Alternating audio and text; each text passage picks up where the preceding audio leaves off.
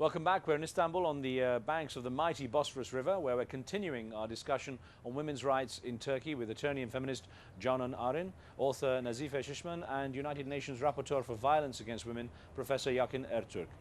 Get back to our questions, and Canan Arin, if I could ask you about the issue of honor killings, because that's one that a lot of people are worried about. It's coming out more in the media. Is it something that's actually increasing or just being reported more? And how much is it being discussed within Turkey? I think with the increasing of the raising of the women's movement, it is there are more women journalists on the media. So I think it is reported more, not increasing probably, but it has not been reported before. Now it became an important issue and it is reported more, and we have changed our penal code, and there are severe punishments for that. Now the feudalism, or let's say patriarchy, found another way. So now they are trying to force women to suicide. So they just so it's like on a suicide almost. Yeah, exactly. And since they cannot kill directly, because there are severe punishment for that, now they are trying to persuade women to suicide. Right. Pressure them emotionally. Yes. Yeah. But on the other hand, according to our penal code, to persuade someone for suicide is a crime as well. Professor Yakin Ertürk, this is an issue that obviously, as a UN rapporteur on violence against women, it's something that must be of concern. What do you see in terms of the way society is shaping itself and the kind of elements that are getting greater influence in Turkey? Is there anything that concerns you? Well, actually, I did a mission as a rapporteur in 2006, looking specifically into the suicide and honor killings in basically 3 provinces in Turkey. And since then, there have been significant responses emerging at the official level to respond to violence. But unfortunately, what is lacking is a strong political will. The laws are not bad, thanks to the women's movement, and the Prime Minister has issued a circular in 2006 mandating all government offices to take on responsibility. But I don't see a genuine campaign to really change society and bring this issue to the forefront of Turkish political agenda. Sorry, as please. she said, there is no political will. Yes, there is a circulation and they circulate it, but there is no funding for that. So it means it's just a show-off. If you don't have any funding, what you are aiming to do, what you want to implement, so it's just a show. This is what I was wondering, is whether or not the economic downturn that the world is seeing and Turkey is also feeling will have an impact on women's rights and perhaps will affect the kind of lobbying power that women have here. Yes, I mean, before the economic crisis, they never had, none of the Turkish governments had a real political will to stop violence against women, because they never had any funding for that. They can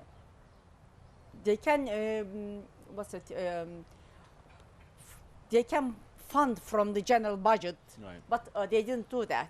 So it is, you cannot talk about an economic crisis.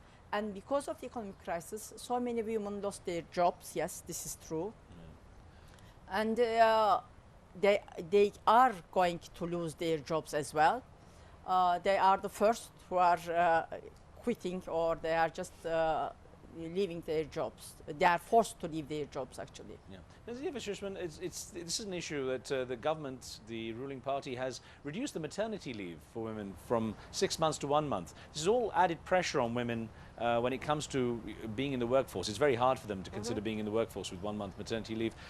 What are you seeing in terms of the way women's rights are being affected by some of these rulings, especially when it comes to the fact that there's already a lack of women represented in the workforce? It's a very low amount.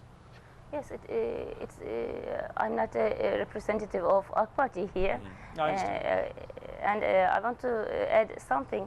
I do not represent all the headscarf women in Turkey.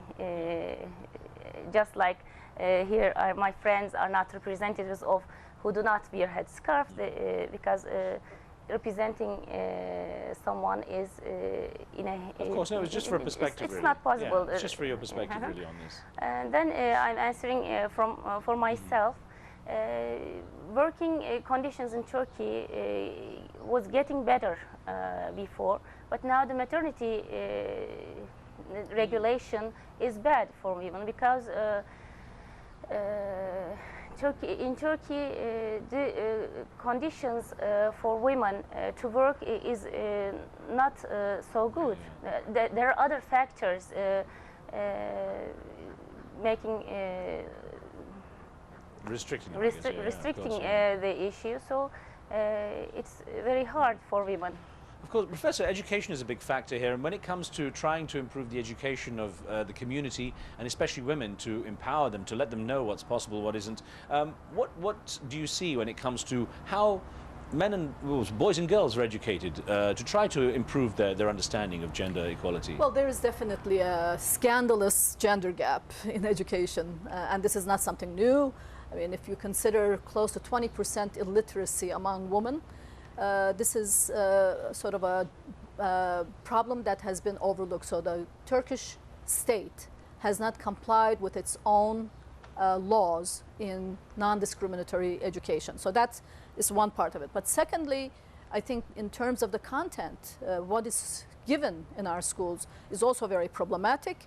There is a need for tremendous cleaning up of gender discriminatory provisions. But I think we need to consider education from a more broad perspective. It's not just formal education, but I have always called for a strong public discourse where those in power, at the highest of the authority, needs to give the right messages to the community in order to empower rights and disempower those who are violating rights. And then how much are you battling the situation? For example, Turkey's become a hub for trafficking of women from places like Russia and the Ukraine, and it's an issue here that there is an increase in prostitution, and the image of women on the streets must surely be affected by this kind of issue. Well, it's quite embarrassing, actually. To especially as a rapporteur, I did missions to Moldova, for example, where although I know that Turkey is not the only receiving country where there is exploitation of women sexually, but having spoken to victims of trafficking, women who have been to Turkey and have really lived very horrifying stories, it really did affect me personally. I think trafficking is one area which is a global transnational phenomena where I think men are, in general, compromising on their own humanity, and we're all compromising on our humanity by tolerating this. Canan Arin, just a thought. Are you optimistic things are improving for women in Turkey? I mean, in the long run, do you see the country on a positive track? Actually, I have to be optimistic because I have given more than since 1980. So you just calculate how many years, nearly a life of feminism. So I have to be optimistic. This is my mission, and I have still been struggling against for women's rights. So then I have to be. All right. Well, listen, I want to thank you all three of you for this debate. Thank you very much for taking the time out for us here as we came from Istanbul on the banks of the Bosphorus, from me and the team here in Istanbul and Washington. Thank you for being with us. Remember, you can always send us your questions and comments for upcoming shows or even ideas for topics you'd like to see covered. Drop me a line to riz@aljazeera.net. From me and the team, we'll see you next time.